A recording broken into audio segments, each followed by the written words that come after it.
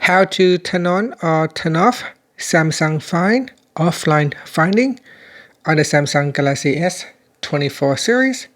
First, tap on the home button to go back to the home screen. Then swipe down at the top and then tap on the settings icon. Next, tap on your account profile. And then we scroll down and tap on Samsung Find. In here, you want to go and tap on the three dots or the more button down here. You may need to swipe up to view more information. And from the pop-up, tap on settings. Now in the settings page, go down and tap on allow devices to be found. And then tap on offline finding and then make sure it is turned on. So you can turn it on or you can switch it off. Now when this is turned on, it said that this will allow your phone to be found by other people's Galaxy devices, even when it's not connected to a network.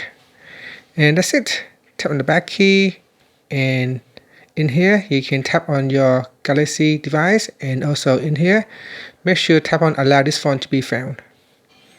And that's it. Finally, tap on the home button to go back to the home screen. Thank you for watching this video. Please like and subscribe to my channel for more videos.